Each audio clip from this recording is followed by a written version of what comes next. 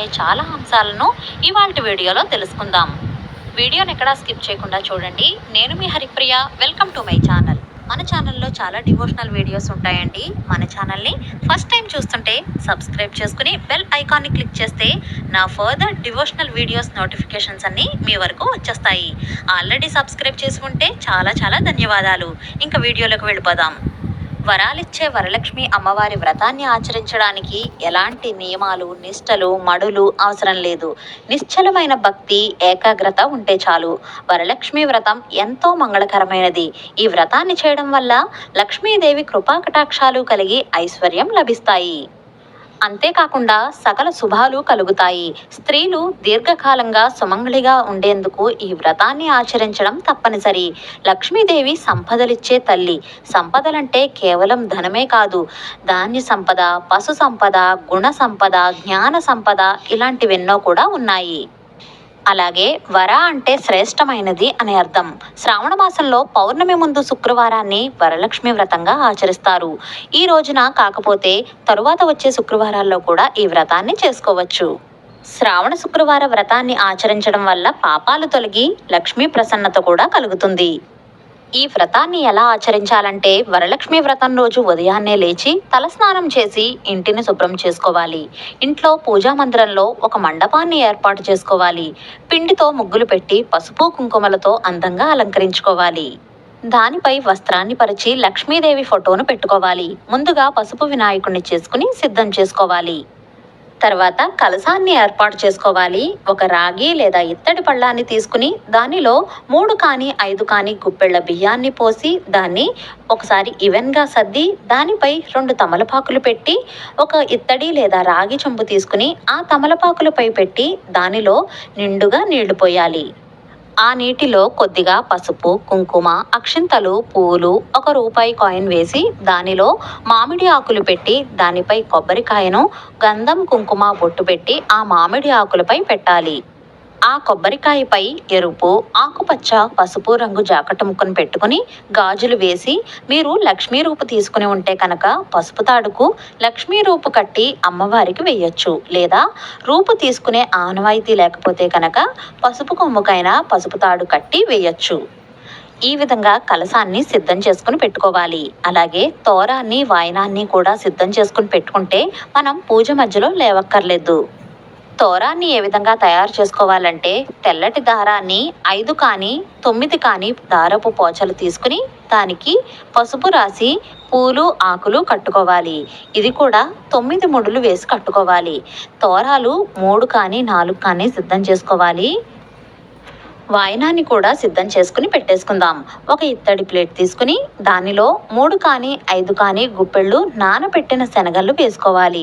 2 తమలపాకులు, 2 అరటిపళ్ళు, వక్క, దక్షిణ, పసుపు, కుంకుమ, పసుపు తాడు, 1 జాకెట్ ముక్క, 2 పూలు, తోరం, ఎరుపు, ఆకుపచ్చ లేదా పసుపు రంగు గాజులు డజన్ కానీ అరడజన్ కానీ పెట్టుకుని ఈ విధంగా వాయనాన్ని సిద్ధం చేసుకుని పెట్టేసుకోవాలి.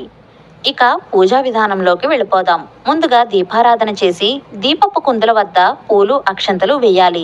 దీపారాధన చేసిన దీపానికి నమస్కారం చేసుకోవాలి.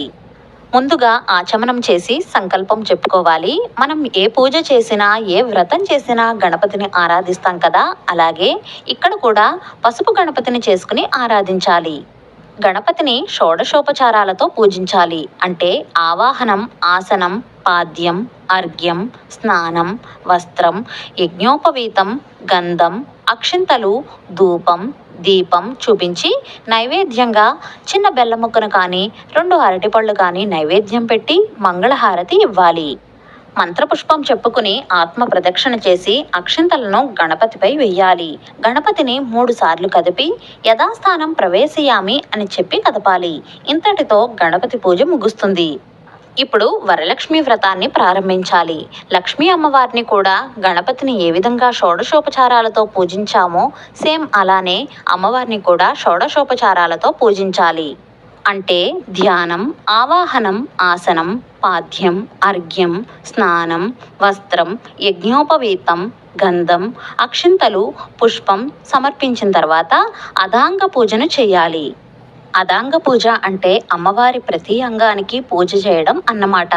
అదాంగ పూజను అక్షింతలు, పూలు, కుంకుమ వేస్తూ అదాంగ పూజను చదువుకోవాలి.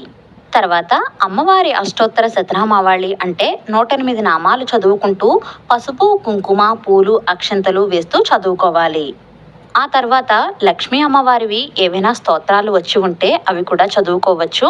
తర్వాత ధూపం దీపం కూడా చూపించి నైవేద్యంగా అరటిపళ్ళు, కొబ్బరికాయ, మనం ఏమైతే నైవేద్యాలు తయారు చేశామో అవన్నీ కూడా అంటే బూరెలు, గారెలు, పులిహోర, పరమాన్నం అవన్నీ కూడా నైవేద్యంగా సమర్పించాలి.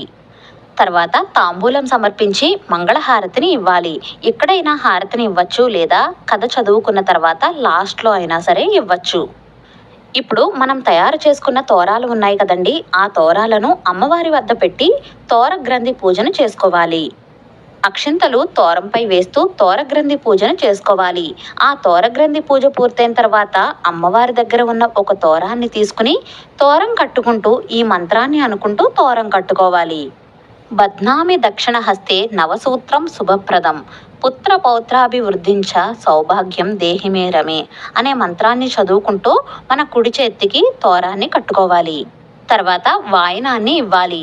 వాయనం ఇస్తున్నప్పుడు ఇస్తినమ్మ వాయనం అని మనం చెప్పుకుని, పుచ్చుకుంటున్నమ్మ వాయనం అని అమ్మవారే చెప్తున్నట్లుగా మనమే చెప్పుకుని వాయనాన్ని సమర్పించాలి.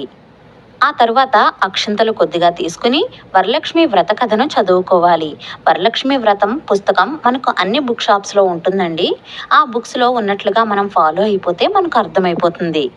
కథను పూర్తిగా చదివిన తర్వాత అక్షంతలను కళ్ళకద్దుకుని కొన్ని అక్షంతలు అమ్మవారిపై వేసి మిగిలిన అక్షంతలను మనం వేసుకుని భర్త చేత, ఇంట్లోని పెద్దవారి చేత కూడా వేయించుకోవాలి. ఇప్పుడు మంగళహారతి ఇచ్చి మంగళహారతి పాటలు ఏమైనా వస్తే చక్కగా పాడుకుంటూ అమ్మవారికి హారతి ఇవ్వాలి. ఆత్మ ప్రదక్షిణ చేసి మంత్రపుష్పం చెప్పుకుని అమ్మవారిపై అక్షంతలు వేయాలి. ఇక్కడితో పూజ పూర్తవుతుంది. ఇక సాష్టాంగ నమస్కారం చేసి పూజలో ఏదైనా లోపాలు ఉంటే మన్నించు తల్లి అని వేడుకోవాలి. అష్టైశ్వర్యాలను కలుగజేసే అష్టలక్ష్మి రూపమే వరలక్ష్మీదేవిగా మనం ఆరాధిస్తాం. భక్తితో పూజించిన వారికి, కొలిచిన వారికి కొంగు బంగారమై వరాలనిచ్చే మహాలక్ష్మి వరలక్ష్మి. ఈ విషయాన్నే స్వయంగా శివుడు పార్వతీదేవికి చెప్పినట్లుగా స్కాంద పురాణంలో ఉంది. మీరు కూడా తప్పకుండా ఈ వ్రతాన్ని ఆచరించాలని కోరుకుంటున్నాను. ఆ లక్ష్మీ అమ్మవారి కృపా కటాక్షాలు మనందరిపైన ఉండాలని కోరుకుంటూ మనందరి సకల అభీష్టాలను, సర్వమంగళ సంప్రాప్తిని నిత్యమంగళిగా ఆశీర్వదించాలని కోరుకుంటున్నాను. ఈ వీడియో మీకు నచ్చినట్లయితే ప్లీజ్ లైక్, షేర్,